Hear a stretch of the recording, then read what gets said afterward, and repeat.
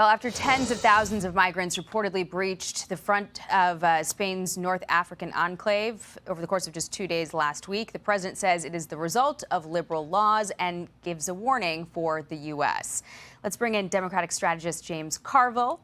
President Trump, obviously, James, has sounded off on this. I talked to him on Friday when we were looking at those images, and he said, it's terrible. Remember that picture. That's going to be us in 3 years if the wrong side gets in. He was referring to Democrats winning elections, and he said, if the Democrats win, you won't live a very good life. Obviously, this surge was so huge, James, that Spain had to put up a floating border wall to try to stem the tide, so to speak, and Italy cut off or temporarily suspended their border agreement because it was such a big problem. Do you think the president is right with this warning as the Democratic Socialists are trying to, campaign on doing the same thing, abolishing borders and granting mass amnesty? So look, Spain is a successful country. They just won the World Cup. They're doing a lot of things. They're totally capable of handling their own problem. Trump is 32% in America, so now he's going to Spain. If I was under a third in my own country, I'd go to Spain too. And who knows where he's going after that? That's a Spanish problem. That's not a. We got enough problems right here on our own tierra firma in these United States. But I don't blame him. I'd go to Spain too. No one likes him here. I mean, I hear your defense there, but it is reminiscent of all of those images we saw under the Biden administration of, similar throngs of migrants flooding the border. Well, they were flooding our border. They were not flooding the Spanish border. It's a difference between the border of the United States and the Spanish border. By the way, there's a whole ocean that separates us. But again, when you're down to where you are, now you're going to throw Spain in the mix. I mean, stop and think about it for a second. And the truth about it is immigration under the last year of the Biden administration was pretty tame. They did make some mistakes early, and we all saw those visuals, and those were visuals coming to our border, and people reacted negative to it, understandably. But the Spanish are able to take care of their own issues. I'm very confident of that. Okay. Well, it is getting a lot of reaction online, especially as these Democratic Socialists are campaigning in America for elected office in America to grant amnesty and abolish borders.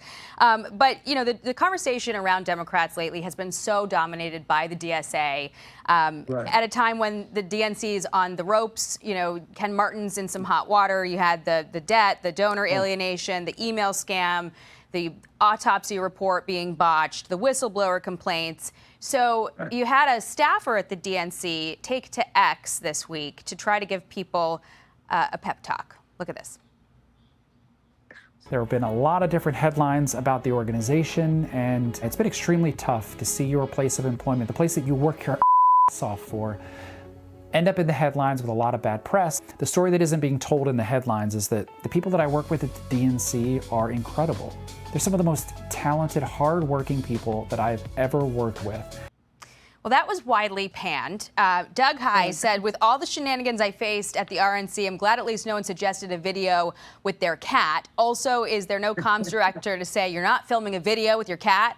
Jonah Goldberg said that is not the visual I would choose to win back the working class vote, but I'm not a fancy expert on such things. James, is this, in your mind, reflective of a bigger problem when the messaging reflex is not accountability, but a pep talk with an emotional support cat in your lap? I mean, it's the DNC. Who cares? I've been in Democratic politics since 1980, and I have not spent 10 seconds of my time obsessing or worried about it. Actually, we're pretty good in 92 when Ron Brown and Paul Tully were there. But this is a minor distraction, and either get yourself out. The thing I'm really looking forward to is the Republican mini convention in Dallas on the 9th and 10th. I'm going, and we're bringing a lot of cameras. And we're going to take roll, and we're going to see who shows up. We're going to take roll with Susan Collins. Are you going to show up? Is the North Carolina Senate candidate going to show up? That's a real event. That's not a fake event. That's an event that we can all go to. The DNC will have to unconstipate itself. I can't help them. Okay. Well, despite the concern that this sort of shift in the left with the DSA is going to alienate some of the Democrats' most reliable voting blocs, like black voters. There's a new poll from CNN showing a third of Democrats now identify as Democratic Socialists. A WAPO poll also says 3 in 4 Democrats say they'd be open to supporting a Democratic Socialist for president. Less than half of them, though, say that they would vote for such a candidate. In New York, though, they're getting a taste of what that looks like with Mamdani, his new pied-à-terre tax. He was very proud of it, to the point where he bragged about this database he put together with the names and addresses of people who would be subject to this new tax on luxury second homes. And some of his supporters didn't like that very much. Listen to this. Hi, everyone. This is Pivot from New York Magazine and the Vox Media Podcast Network. I'm Kara Swisher. And I've been doxxed. You've been doxxed. What? Tell me. So I don't know if you've heard, but Mayor Mamdani has decided to release a list of the 950,000 residences with addresses and names that might be eligible for his pied-à-terre tax. I don't love this. I can't say I love this. It feels like a little bit like doxing. He's taken a legitimate source of tax revenue and he's turning it into a wanted poster. So where should Democrats draw the line on this stuff? Whatever Scott Galloway says, I believe it. I think that he's one of the smartest, most cogent, brilliant analysts there is. And I'm not sure what to understand what Mamdani is doing, but to talk about the larger Democratic Party post the election in Michigan going forward, I am not going to be in the same party with Hassan Piker. I can tell you that right now. If he becomes a force in the Democratic Party, I'm out of here.